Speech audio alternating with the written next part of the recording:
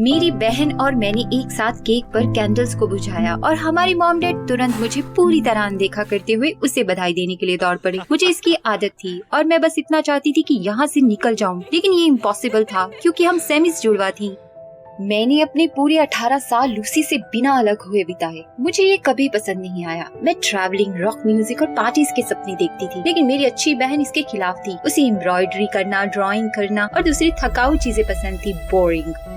मुझे उम्मीद थी एक दिन हम अलग हो जाएंगे और मैं अपनी फैमिली को छोड़ दूंगी। इसके अलावा मेरे एक्सप्लोसिव नेचर के कारण हमारे लोग मुझे कुछ खास पसंद नहीं करते थे, लेकिन उन्हें लूसी बहुत पसंद थी। वैसे केक पर कैंडल्स बुझाते हुए मैंने एक विश मांगी। मैं चाहती थी कि हम अलग हो जाएं और मैं दुनिया की सैर करूं। मैं इस बेवकूफ के जाल में फंसकर थक चुकी थी। तभी मॉम का फोन बजा। किसी कारण से वह तुरंत पीली पड़ गई। बातचीत खत्म करने के बाद उन्होंने हमारी ओर देखा और जोर से आह भरी। लड़कियों, तुम अलग हो जाओगी। तुम्हारा जुड़े रहना तुम्हारी हेल्थ के लिए खतरनाक है। गंभीर बीमारी विकसित होने का खतरा है।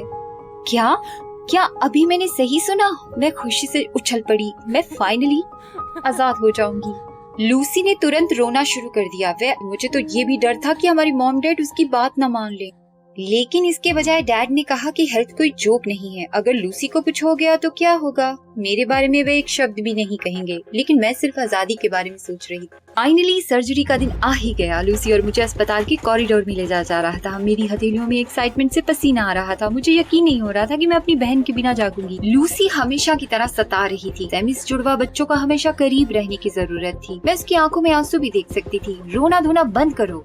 सर्जरी रूम में हमें एनेस्थीसिया दी गई थी और मुझे होश आया। मैं कमरे में उठी और लूसी को साथ वाले बेड पर लेटी देखा। हम एक दूसरे से अलग हो गए। God, finally. लेकिन तभी मुझे हल्की सिसकियां सुनाई दी। लूसी अपने तकिए में रो रही थी। गॉड, क्या मूर्ख है, उसे खुश होना चाहिए। मैं खुलकर पार्टी करने के बारे में उम्मीद कर रही थी। मेरा शहर के सभी क्लब्स में घूमने, एक बॉयफ्रेंड ढूंढने और फाइनली दुनिया भर में घूमने का प्लान था। लेकिन जब हमें छुट्टी मिली तो लूसी ने तुरंत पूछा, क्या मैं उसके साथ लाइब्रेरी जाऊंगी? ओह नो, मेरे और भी प्लान थे। मैं अब लूसी के साथ और बाहर नहीं जा रही थी। हम बहुत ही अलग थे। शाम को मैंने मेकअप किया, एक नई ड्रेस पहनी और शहर के सबसे अच्छे क्लब में गई। ये पहली बार था जब मेरे पास अच्छा टाइम था। शाम बहुत बढ़िया थी। मुझे घूमने में मजा आया। और क्या, लूसी, मेरी बहन बगल में खड़ी थी और मुझे देख रही थी। वे यहाँ क्या कर रही थी? उसने एक बूढ़ी औरत की तरह कपड़े पहने हुए थे, एक लंबी ग्रे ड्रेस, और स्टूपिड लग रही थी। अपनी बहन को देखते ही मैं आपे से बाहर हो गई। यहाँ भी उसे चैन नहीं मिला। दुखी होकर मैं दूर हो गई और बार में कुछ और ड्रिंक्स ऑर्डर किए। लेकिन आधे घंटे बाद सब कुछ मेरी आंखों के सामने तैर गया। मुझे घर जाना भी याद नहीं रहा। मैं अपने ही बेड में जागी। मेरे सर में बहुत दर्द हुआ और मैंने पिछली रात को याद करने की कोशिश की, लेकिन बेकार था। मुझे इतना नहीं पीना चाहिए था। फिर डरते हुए लूसी कमरे में आ गई। मैं उस पर चिल्लाई, तुम फिर से क्या चाहती हो? तब मैंने देखा कि वे पानी और पेन किलर्स की एक ट्रे पकड़े हुए थी। मैंने गिलास लिया और एकदम पिया, फिर अपनी बहन को बाहर निकलने के लिए कहा। मैं उससे थक गई थी। तभी मेरा फोन वाइब्रेट हुआ। वहाँ और कौन था? लेकिन स्क्रीन पर एक लड़के का मैसेज आया। उसने लिखा कि मैंने क्लब में धूम मचा दी थी और वह मुझे भूल नहीं पाया, और फिर उसने मुझसे बाहर मिलने को कहा। ये और बात थी। बेशक अगली रात मैं हैरी के साथ एक कैफे में थी। वह एक अच्छे आदमी की तरह लग रहा था। उसे घूमना और पंक रॉक भी पसंद था। मैंने भी सोचा शायद हमें डेटिंग शुरू कर देनी चाहिए। लेकिन जैसे ही मैं बात बदलने वाली थी, एक लड़की कैफे में घुस गई। उसके हाथों में फूल थे और वह तेजी से हमारे टेबल की ओर आ रही थी। मैं दंग रह गई। क्या ये हैरी की गर्लफ्रेंड हो सकती थी? वह बहुत हैंडसम था, लेकिन जब उसने अपना मुंह खोला, लूसी। मेरी बहन अपनी स्टूपिड मेकअप में प्यार के बारे में कुछ चिल्ला रही थी और हमारा ब्रेकअप एक गलती थी। वह मुझे वापस चाहती थी। वह किस बारे में बात कर रही थी? मैंने उसे चुप रहने के लिए कहा, लेकिन हैरी पहले से ही कैफे से बाहर भाग रहा था। मैंने अपनी मुट्ठियां भींच ली और लूसी की ओर देखने लगी। उसने मेरी डेट बर्बाद कर दी। लूसी ने अचानक समझाया कि ये आदमी केवल फायदा उठाना चाहता है और वह मुझे बचाने की कोशिश कर रही थी। मैं अब अपने इमोशंस को कंट्रोल नहीं कर सकती थी और अचानक टेबल से उठकर मैं चिल्लाई कि उसने मुझे पकड़ लिया है। सर्जरी के बाद उसने मुझे एक मिनट के लिए भी अकेला नहीं छोड़ा। ये टॉलरेट नहीं होता। लूसी ने कुछ कहने की कोशिश की, लेकिन मैंने कहा मुझे अकेला छोड़ दो और मैं तुरंत कैफे से निकल गई। घर पहुंचकर मैंने तुरंत अपना लैपटॉप खोला। मैं लूसी से इतना परेशान थी कि मैं उसे और बर्दाश्त नहीं कर सकती थी। मुझे किसी भी कंट्री के लिए टिकट खोजने और दुनिया भर में घूमने की जरूरत थी। ट्रैवलिंग एक्सपेंसिव थी, मुझे पैसे कहाँ से मिल सकते थे। इससे पहले कि मैं कुछ सोच पाती, लूसी कमरे में घुस गई। वह डिनर के बारे में कुछ कहने लगी और फिर रुक गई। उसने देखा कि मैं वर्ल्ड टूर्स की तलाश में हूँ। मैंने जल्दबाजी में साइट को बंद कर दिया, लेकिन लूसी समझ गई। वह तुरंत मॉम डैड के पास पहुंची और चिल्लाई कि मैं ट्रैवलिंग करने जा रही हूँ। मैंने उसे रोकने की कोशिश की, लेकिन लोग सब सुन चुके थे। वे गुस्से में थे। किस तरह की ट्रैवलिंग? मुझे एग्जाम की तैयारी करनी थी, क्योंकि उनके पास केवल लूसी की पढ़ाई के लिए पैसे थे। मैंने गुस्से में अपनी मुट्ठियां भींच ली। तो लूसी के लिए पैसा था, मेरे लिए नहीं। लेकिन वे नहीं माने। उन्होंने मुझे सिर्फ इतना बताया कि मैं अब घर में नजरबंद हूँ। मुझे अपनी बहन पर और भी गुस्सा आता था। उस शाम मैंने उसके साथ चीजों को सुलझाने का फैसला किया और लूसी के कमरे में गई, लेकिन मेरी बहन नहा रही थी। What a bad time। मैंने उसका वेट करने का फैसला किया और फिर मैंने लैपटॉप स्क्रीन पर एक लड़के के साथ बातचीत पर ध्यान दिया। वह लूसी से अपने प्यार का इजहार कर रही थी, लेकिन बहन ने जवाब दिया कि वह अभी नए रिश्ते के लिए तैयार नहीं है। मेरा सिर घूम रहा था। तो मेरी बहन लेस्बियन थी। वहीं लैपटॉप के बगल में मैंने हार्ट शेप फ्रेम में अपनी एक फोटो देखी और मानो झुलस गई, कमरे से बाहर भाग गई। मैंने जो देखा पूरी रात उसके बारे में सोचा और याद किया कैसे लूसी ने हर जगह मेरा पीछा किया, क्लब के लिए मेकअप लगाया, जाहिर है मुझे खुश करने के लिए। उसने मेरी डेट बर्बाद कर दी और अब दिल में ये तस्वीर। ओह माय गॉड, क्या मेरी बहन को मुझसे प्यार हो गया? लेकिन हम जुड़वा थे, वो खुद से प्यार नहीं कर सकती थी। जब मैं उठी मैं तुरंत वेबसाइट पर गई। मुझे जल्दी ही यहाँ से बाहर निकलना था, लेकिन पैसे का सवाल बना रहा। मुझे अपने मॉम डैड की याद आई कि वे लूसी के कॉलेज के लिए सेविंग कर रहे थे और मैं गुस्से से भर गई। बिल्कुल नहीं, इस पैसे के आधे हिस्से पर मेरा हक था और मैं इसे ले लूंगी। उस रात मैं चुपचाप अपने मॉम डैड के ऑफिस में गई और सावधानी से दरवाजा खोला। मेरा दिल धड़क रहा था। मैं तिजोरी की तरफ पंजों के बल गई, बस कोड खोजना था। कांपते हाथों से मैंने अपनी मॉम की डेट ऑफ बर्थ टाइप की, लेकिन रेड लाइट जल गई। धत, मैंने पागलपन से सोचा कि ये क्या हो सकता है और फाइनली मैंने अपनी और लूसी की डेट ऑफ बर्थ एंटर करने का फैसला किया। फिर लॉक क्लिक किया, मिल गया। एक्साइटमेंट से मेरा मुंह सूख गया था। तिजोरी खोलकर देखा तो पैसों का ढेर लगा था। मेरे 1 साल की ट्रैवलिंग के लिए काफी था। खुशी के मारे मैंने फौरन पैसे उठा लिए। तभी अचानक ऑफिस की लाइट जल उठी। डर से मेरे पैरों के नीचे से जमीन खिसक गई और मैं लगभग गिर गई जब मेरी बहन चिल्लाई, चोर। मैंने उसे चुप कराने की कोशिश की, लेकिन हमारे सोए हुए मॉम डैड दौड़ते हुए आए। वे चौंक कर मुझे देखने लगे और फिर उन्होंने इस बात पर ताने मारने शुरू कर दिए कि फाइनली मैंने उन्हें अपना रंग दिखा ही दिया। कोई कॉलेज नहीं, मैं जीवन भर अपने डैड के जूतों की दुकान पर काम करूंगी, उनकी प्यारी लूसी की तरह नहीं। मेरी आंखों में आंसू आ गए। मैं लूसी के बारे में सुन सुनकर थक गई थी। मैं भी आपकी बेटी हूँ। अपनी बहन को कंधे से मारते हुए मैं रोती हुई अपने कमरे की ओर भागी। मेरा पेट दर्द और गुस्से से जकड़ा हुआ था। मैंने सुना कि लूसी हमारे मॉम डैड को शांत कराने की कोशिश कर रही है और थोड़ी देर बाद दरवाजे पर एक हल्की दस्तक हुई। लूसी दरवाजे पर थी। उसने चुपचाप पूछा कि क्या हम बात कर सकते हैं, लेकिन मैंने कड़क कर कहा, मेरे पास तुम्हारे साथ बात करने के लिए कुछ भी नहीं है, ट्रेटर। लेकिन मेरी बहन नहीं गई। वह मुझे घसीटते हुए बुर्ज में ले गई, जहाँ हम बचपन में खेलते थे। हाँ, तब हम सच में करीब थे। यादों ने मुझे गर्माहट दी। लूसी ने अचानक मेरी बाहों को छुआ और मेरी आंखों में देखा, लेकिन मैंने तुरंत उसे धकेल दिया। वह मेरी बहन थी। लूसी गिर गई और उदास होकर कहने लगी कि वह मुझसे प्यार करती है। ये एक कन्फेशन था। मन किया कि जमीन मुझे निकल जाए। मैंने दूर देखा और धीरे से बोली, आई एम सॉरी, लेकिन मैं तुम्हारी तरह लेस्बियन नहीं हूँ। मुझे लगा कि लूसी रोने वाली है, लेकिन इसके बजाय मेरी बहन ने हैरानी से कहा कि वह सच में लड़कों से भी करती थी। क्या उसने स्वीकार नहीं किया कि वह मुझसे प्यार करती है? लूसी उदास होकर मुस्कुराई। मैं सच में तुमसे प्यार करती हूँ। वह अटक गई और कहा, एक बहन की तरह। मुझे बहुत शर्म आ रही थी। लूसी ने कहा कि सर्जरी के बाद उसे साइकोलॉजिकल झटका लगा जिससे वह सह नहीं पाई और इसलिए उसने हर जगह मेरा पीछा किया। मैं चौंकी। और वो लड़की जिसे तुमने लिखा था कि तुम रिश्ते के लिए तैयार नहीं थी? हिचकिचाई और उसने उखड़ी हुई आवाज में कहा कि मैं कैसी सच में एक लड़का था। उसने सिर्फ प्रोफाइल पिक्चर पर मॉडल की तस्वीर लगाई थी। लूसी ने रुकती आवाज में कहा कि वह मेरे बिना जीवन की कल्पना नहीं कर सकती। आखिरकार मैं हमेशा उसका एक हिस्सा थी जिसे बिना पूछे छीन लिया गया। ओ माय गॉड लूसी, मैं कितनी स्टूपिड थी। मैं उससे सिर्फ इसलिए नफरत करती थी क्योंकि मेरे लोग मेरी बहन से ज्यादा प्यार करते थे, लेकिन ये उसकी गलती नहीं थी। मैं अपनी बहन को कसकर गले लगाने से खुद को रोक नहीं सकी। मैं भी तुमसे प्यार करती हूँ लूसी, और मैं तुम्हारी वजह से छोड़ना नहीं चाहती हूँ। बस दुनिया भर में घूमना मेरा सपना है, तुम्हें पता है। दूर होते हुए उसने कहा कि वह समझ गई है, वह मुझे बचाने में मदद करेगी। सुबह लूसी और मैं अपने मॉम डैड के ऑफिस में घुस गए। मैं बहुत चिंतित थी कि हम पकड़े जाएंगे, और मैंने अपनी बहन को नहीं जाना। वह बहुत बहादुर थी। हम चुपचाप तिजोरी की तरफ चले गए। जैसे ही मैंने कोड टाइप करना शुरू किया, मैंने हॉलवे में कदमों की आवाज सुनी। हमारे मॉम डैड जाग रहे थे, सब खत्म था। लेकिन अचानक लूसी ने मुझे गले लगाया और धीरे से बोली, अपना सपना पूरा करो। इससे पहले कि मैं जवाब दे पाती, वे ऑफिस से बाहर भागी और तुरंत मॉम डैड को बातचीत में उलझाने के लिए दौड़ी। मैं जम गई। धन्यवाद लूसी। मैंने झट से तिजोरी से पैसे निकाले और बाहर भागी। सबसे नजदीकी बस आधे घंटे की दूरी पर थी। पहली बार मैं अपनी बहन को अलविदा नहीं कहना चाहती थी, लेकिन हम दोनों ने महसूस किया कि हमारे बीच की दूरी का कोई मतलब नहीं है। आखिरकार स्पिरिचुअली हम हमेशा साथ रहेंगे। हाय, मेरा नाम जीन है और मैं 18 साल की हूँ। क्या तुमने अपनी जिंदगी की तरफ कभी देखकर सोचा है कि ये सब तुम्हारी ही गलती है? मैंने ऐसा काफी समय तक सोचा। मुझे लगा था कि मेरी ही गलती है जो सब मेरे साथ हो रहा है, पर सच तो ये था कि ये सब मेरी नहीं, मेरे बॉयफ्रेंड की गलती थी। ये वीडियो अंत तक देखो और जानो कैसे अपने सन की बॉयफ्रेंड से मैंने छुटकारा पाया और वहाँ से भाग गई। मैं एक अजीब से परिवार से हूँ, कहते हैं ना पागलों का परिवार। मेरे पापा बहुत दारू पीते थे और हमें मारते भी थे। मेरी माँ को ज्यादा मार पड़ती थी और मेरे भाई और मुझे थोड़ी कम, पर फिर भी पड़ती थी।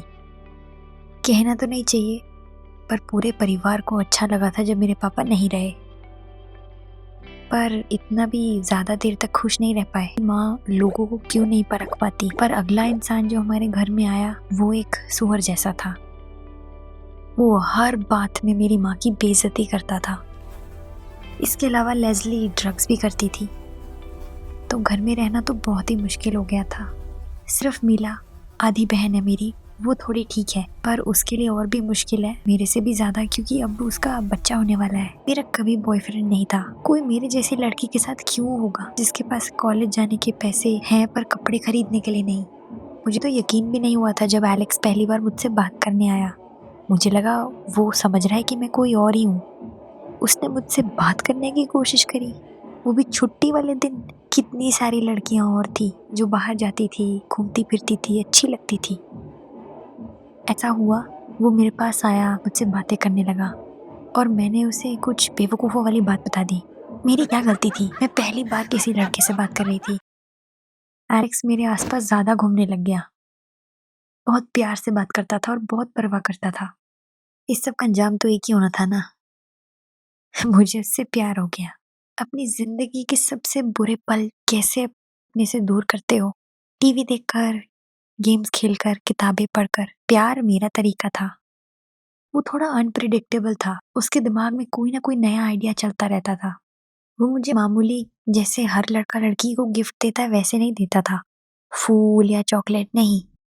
बस कैंडी को सॉक्स में रैप करके, एक बैग मार्बल्स का, बॉटल ऑफ वाइन, ये सब देता था। मुझे नहीं समझ आता था मैं इस पर कैसे रिएक्ट करूं, पर मैं बहुत खुश थी। इसी दौरान मेरे परिवार में कुछ अजीब सा होने लग गया था। पहले किसी ने मेरे सौतेले पिता को अटैक करा और उन्हें बहुत मारा। वो 1 महीने के लिए हॉस्पिटल में थे और मेरी माँ घर पे अकेली थी, पर कम से कम अब उनकी बदतमीजियां तो नहीं सह रही थी। फिर अचानक से लेज़ली गायब हो गई, बिल्कुल उसी समय जब मेरे सौतेले पिता को मार पड़ी थी। मेरी माँ तो पागल ही हो गई थी डर से। वो सोचने लगी कि कोई हमारा परिवार खत्म करना चाहता है। मुझे अपने सौतेले पिता की चिंता तो बिल्कुल नहीं थी, पर लेज़ली, हमने सब कुछ ढूंढा, हर जगह देखा, पुलिस को बोला, आसपास वाले लोगों से पूछा। लेज़ली को पार्क में एक डॉग वॉकर ने देखा, कपड़ों के बिना। उसे नहीं याद ये सब कैसे हुआ, पर वो बहुत डर गया था। पर फिर मेरी माँ को फोन आने लगे कि कोई उनको धमकियां दे रहा है कि वो सोशल सर्विसेज को कंप्लेन कर देगा अगर वो अपने परिवार का ढंग से ध्यान नहीं रखेगी। मैं अपनी माँ से बहुत प्यार करती थी और मुझे डर लग रहा था कि हमारे परिवार से कोई दुश्मनी निकाल रहा है। मैंने एलेक्स को ये सब बताया तो उसने कहा कि जब तक मुझे खतरा महसूस होता है मैं उसके साथ रह सकती हूँ। मैंने उसे कहा कि मैं अपने परिवार को तब थोड़ी छोड़ सकती हूँ जब उन्हें मेरी सबसे ज़्यादा ज़रूरत है। फिर उसने कहा कि जब तुम्हें उनकी ज़रूरत थी तुम नहीं अकेली थी। मैंने इस बात के बारे में बहुत सोचा और मुझे कोई जवाब नहीं मिला। सच बताती हूँ, मुझे अजीब सा लगा, पर मैं उसके शब्दों से इतना प्रभावित हो गई थी कि मैंने मान लिया और मैंने सोचा कि सब भाड़ में जाए, मुझे खुश रहना था। और शुरुआत में यही था, मैं खुश उठती थी, मुझे तो यकीन ही नहीं हो रहा था कि कोई चीख चिल्ला नहीं रहा और मैं थोड़ा बेहतर महसूस करने लगी। और एलेक्स मेरी नाश्ते के समय इंतज़ार करता था, वो खुद ही बनाता था। मुझे तो यकीन ही नहीं होता था कि ये सब सच में मेरे साथ हो रहा है। मैं इतनी खुश हूँ, पर मैंने ऐसा क्या किया है जो मैं इतना खुश रह पा रही हूँ। जब तुम मुसीबत का इंतज़ार करते हो ना, वो आ ही जाती है। जब घंटी बजी, मुझे गलती से एक ऐसा ईयरिंग मिला जैसा मेरा भाई पहनता था। मुझे समझ नहीं आई, बिल्कुल वैसा ही था, सांप की शेप का, जिसकी हरी आंख थी। मैं उसे पहचान सकती थी, पर वो एलेक्स के कपड़ों में क्या कर रहा था। जब एलेक्स घर आया तो मैंने उससे पूछा, तुम्हें ये कहाँ से मिला? उसने कहा, पता नहीं, कहीं इधर उधर से उठा लिया होगा। मुझे थोड़ा अजीब लगा, पर मैं एलेक्स पर शक नहीं कर रही थी। तुम क्या सोचते इस बारे में? अगर तुम्हें कुछ ऐसा अजीब सा पता चलता उस इंसान के आसपास जिससे तुम सबसे ज्यादा प्यार करते हो। हम जिनसे प्यार करते हैं उनके बारे में गलत नहीं सोच पाते। फिर एक दिन मैं विक्टोरिया से मिलने गई। वो मेरी इकलौती सहेली थी। हमने एक कैफे में मिलने का फैसला किया और मैं उससे मिलने चली गई। विक्टोरिया ने मुझे कॉफी दी, आइसक्रीम दी, फिर हमने स्कूल के बारे में कुछ बातें करी और फिर अपने अपने घर चले गए। जब मैं घर पहुंची तो 8 बजे थे और मैंने एलेक्स को पहली बार ऐसे देखा था। वो पूरी तरह से कांप रहा था और एकदम सफेद हो चुका था। मुझे तो डर लग रहा था कि कहीं उसे कुछ हो ना जाए। वो बहुत गुस्सा होने लग गया और पूछने लगा कि मैं कहाँ थी और मुझे इतनी देर क्यों हो गई। मैंने खुद को डिफेंड करने की कोशिश करी, पर वो चिल्लाने लग गया कि मुझे अपनी दोस्त से मिलने जाना ही नहीं चाहिए था। मुझे लगा मैंने गलत सुना है, पर एलेक्स मुझे विक्टोरिया से क्यों नहीं मिलने देना चाहता? उसे पता भी कैसे था कि मैं उससे मिलने गई हूँ? क्या वो मेरा पीछा कर रहा था? मुझे तो यकीन नहीं करने का मन कर रहा था, पर करना ही पड़ रहा था क्योंकि इसके बाद हालात और खराब हो गए। मैंने फैसला किया कि मैं कचरे में चेक करूंगी, अपने कोट्स की, जैकेट्स की, कपड़ों की पॉकेट्स में। मुझे रियलाइज हुआ कि मैंने अपनी चाबी खो दी है। एलेक्स को मैंने रोते हुए फोन किया और उसे ये बताया, तो उसने मुझे दिलासा दिया और कहा कि इस तकलीफ का हल वो निकाल देगा। पर जब भी मैं उससे ये बात करती थी, वो कोई ना कोई और बात करके इस बात से हमें दूर कर देता था और नई चाबी नहीं बना के देता था। एक समय के बाद वो मेरा प्रेशर नहीं सह पाया और उसने मुझसे पूछा कि मैं क्यों नई चाबी की बात छोड़ती। तब मुझे सब समझ में आ गया। वो एलेक्स ही था जिसने मेरे परिवार के साथ वो सारी चीजें करी थी। मेरे सौतेले पिता को हॉस्पिटल भेजा था, लेस्ली को टॉर्चर किया था, मेरी चाबियां तक चुरा ली थी और वो चाहता था मैं उसके घर में बंद होकर जिंदगी भर के लिए रह जाऊं। मेरा दिल बैठ गया। मुझे समझ नहीं आ रहा था, पर मैं बिल्कुल अपनी माँ की जैसी सिचुएशन में पहुंच चुकी थी। हाँ, एलेक्स मुझे मारता नहीं था, ज़्यादा चीखता चिल्लाता नहीं था और मेरी काफ़ी परवाह करता था, पर जो चीज़ें मुझे पसंद थी वो सब मुझसे छीन रहा था और अब मुझे समझ नहीं आ रहा था कि मैं इस सब से छुटकारा कैसे पाऊँ। एक पल के लिए मुझे लगा कि शायद मैं ये सब ज़्यादा ही बढ़ चढ़ कर सोच रही हूँ और ऐसा कुछ नहीं है। शायद वो जानता है मेरे लिए क्या अच्छा है, पर मुझे नहीं पता। मैं घर भी नहीं जाना चाहती थी और ये सब समझ भी नहीं पा रही थी। एक दिन किसी ने हमारे घर की घंटी बजाई। एलेक्स ने अजीब सी शक्ल बनाई और दरवाज़ा खोलने चला गया। मैं छुप गई और मैं उनकी बातें सुनने लगी। मैं नहीं देख पा रही थी कौन है, पर जैसे ही मैंने आवाज़ सुनी मैं पहचान गई कि वो मेरे भाई की आवाज़ है। उसने पूछा कि मैं कहाँ हूँ, तो एलेक्स ने कहा कि मैं सुरक्षित हूँ और मेरे परिवार वाले मेरे तक नहीं पहुँच सकते। वो शांत हो गया और उसने एलेक्स से कहा कि वो मेरा ध्यान रखे, तो एलेक्स ने कोई जवाब नहीं दिया। मैंने बाहर जाकर लेस्ली से मिलने का फैसला किया और तब एलेक्स एकदम से चिल्ला पड़ा। ये जो सब हो रहा था एक बुरे सपने जैसा था। मैं उन दोनों को अलग करने लगी, पर मैं बहुत देर हो चुकी थी। लेस्ली शायद बेहोश हो गया था। मैं किसी तरह से एलेक्स को रोकने लग गई और रोक के रोने लग पड़ी। मैंने उससे पूछा वो ये सब क्यों कर रहा है। उसने कहा, कितनी छोटी सी बात है, मैं चाहता था कि तुम अपने घर से दूर हो जाओ और तुम्हारे को कभी भी वो तकलीफें दोबारा ना हो। ये सब सुनने के बाद मैं समझ चुकी थी कि एलेक्स का दिमाग खराब है और मुझे इस सब के बारे में कुछ करना है। तो मैंने उसे कहा कि ठीक है, चलो कुछ अंदर चल के थोड़ी देर आराम करते हैं और मैं यहाँ सफाई कर दूंगी। एलेक्स ने मुझे किस किया और अंदर चला गया। मैं लेस्ली को घर के बाहर लेकर गई, उसकी जेब में से उसका फ़ोन निकालकर एम्बुलेंस बुलाया और 1 मिनट सोचने के बाद पुलिस को भी। एलेक्स को गिरफ्तार कर लिया गया था। लेस्ली अब ठीक हो रहा था और उसने उसके खिलाफ गवाही दे दी थी। मैंने विक्टोरिया को फ़ोन किया और उसे कहा कि कुछ समय के लिए मुझे अपने घर में रहने दे, तो वो बहुत प्यार से मान गई। मुझे एक नई जॉब मिल गई और अब मैं पैसे इकट्ठे कर रही हूँ ताकि एक खुद की ज़िंदगी बना सकूँ। नीला का बेबी भी जल्दी पैदा हुआ और मैं उसकी जितनी मदद कर सकती हूँ करती हूँ। लेस्ली ने ड्रग्स छोड़ दिए और मेरी माँ, मैंने उन्हें बताया कि वो कैसे बेहतर हो सकती हैं। एलेक्स जेल से मुझे चिट्ठियाँ लिखता है, मैं उनका कभी जवाब नहीं दूंगी। हाय, मेरा नाम लीसा है और मैं 16 साल की हूँ। क्या तुम्हें किसी चीज से डर लगता है? जैसे बहुत ही ज्यादा डर। किसी को अंधेरे से डर लगता है, किसी को जोकर से। मुझे किससे लगता है? सच बताऊँ तो मुझे हर चीज से डर लगता है, पर सबसे ज्यादा स्पाइडर, मकड़ियों से। इतनी घिनौनी, ऐसा लगता है जैसे जहन्नुम से निकल कर आई हूँ। भगवान ही जाने इस धरती पर क्यों आए। एक हादसा हुआ था 1 साल पहले, जिसकी वजह से मैं डर के कारण जैसे पागल ही हो गई थी। मैं उसके बारे में आज भी सोचती हूँ तो अजीब लगता है। तो मैं बताती हूँ क्या हुआ। हम टेक्सास से वर्जीनिया शिफ्ट हुए थे और मुझे वो जगह बिल्कुल पसंद नहीं थी। सबसे पहली बात तो बहुत ठंड थी और दूसरी बात, हमारा घर कैसे समझाऊं। क्या तुम कभी डिज्नीलैंड के भूतिया घर में गए हो? हमारा घर काफी मिलता जुलता ही था। कासल जैसा तो नहीं, किसी महल जैसा नहीं था, पर वैसा से ही अजीब सा, पुराना, बहुत खुला और क्रीपी। सच बताऊं तो कमरों में लाइट भी नहीं थी। कुछ कमरों में, जैसे कि मेरा कमरा, कभी कभी सिर्फ शाम को थोड़ा सा धूप आ जाती थी, बाकी सारा टाइम अंधेरा।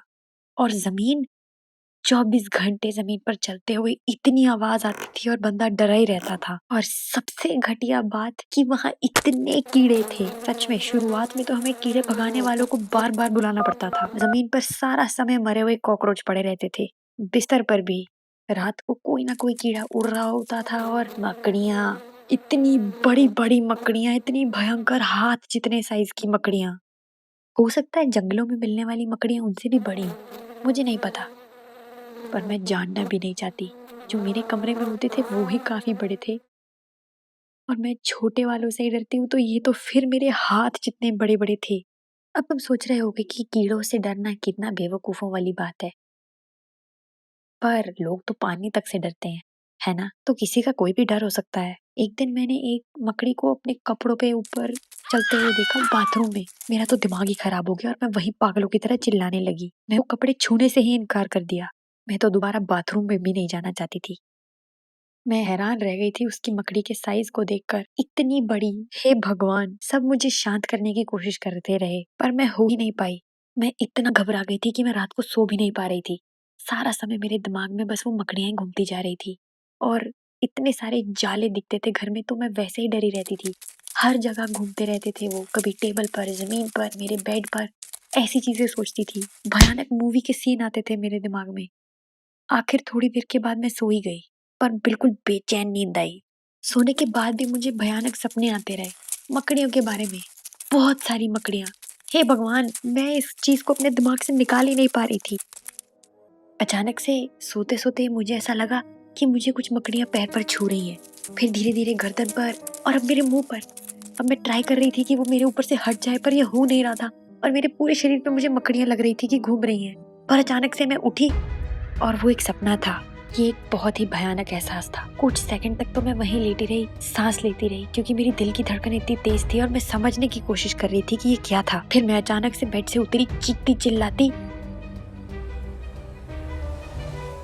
अपने शरीर से उस सारे एहसास को भगाने की कोशिश करने लगी। अचानक से मेरे चिल्लाने की आवाज सुन के मेरे माँ बाप भी अंदर आए, देखने के लिए कि हो क्या गया है। मैंने चीख कर कहा कि मेरे ऊपर मकड़ियां हैं और उन्हें जल्दी से हटाओ, क्योंकि मेरा दिमाग खराब हो जाएंगी। वो मेरे ऊपर अंडे दे देंगी और फिर और मकड़ियां आ जाएंगी। ऐसा होता है ना। उन्होंने मुझे शांत करने की कोशिश करी और कहा कि मकड़ियां किसी के शरीर में जाकर अंडे नहीं देती, ऐसा कोई और कीड़ा करता है और घबराने की कोई बात नहीं है। पर मैंने ऐसा कहीं तो पढ़ा था और मुझे वो मकड़ी अपने ऊपर से हटानी थी। मेरी माँ मान गई और उन्होंने मेरा कान देखा कि कुछ है तो नहीं, पर उन्होंने बड़े ध्यान से नहीं देखा। उन्होंने एक झलक में ही कह दिया कि कुछ नहीं है और मैंने नहीं मानी। 1 सेकंड में क्या पता चलता है। फिर मैंने उन्होंने कहा कि बहुत ध्यान से देखो, क्या पता वो अंदर घुस गई हो। तो मेरी माँ अचानक से गुस्सा हो गई और मुझे डांट कर कहने लगी कि मैं ये बातें खुद बना रही हूँ और अब मुझे सो जाना चाहिए। तो मैंने भी उन पर चिल्लाकर कह दिया कि ये सब मेरे साथ हो रहा है इस कारण से मैं सो ही नहीं पा रही थी, क्योंकि अब वो मकड़ी मेरे हिसाब से तो मेरे अंदर थी। तभी पापा ने आकर ये कहा कि मकड़ियाँ इंसान को खाती नहीं है और अगर उन्हें भूख लगेगी तो वो मेरे अंदर ही मर जाएंगी और फिर बाद में खुद निकल जाएगी। अगली सुबह सब ऐसे उठे जैसे कुछ हुआ ही नहीं था। किसी ने नहीं पूछा कि मैं कैसा महसूस कर रही हूँ या उस मकड़ी के बारे में कुछ भी नहीं, जैसे कुछ हुआ ही नहीं कभी। सब एकदम आराम से बैठे थे।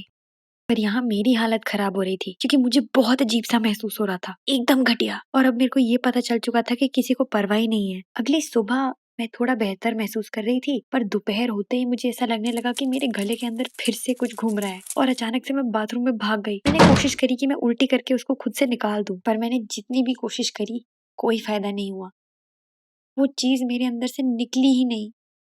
मैंने पूरा 1 दिन लगा दिया ये सोचने में कि इस चीज से कैसे छुटकारा पाऊं। मैंने गूगल भी करने की कोशिश करी कि ये चीजें क्या खाती हैं, पर मुझे कुछ मिला ही नहीं।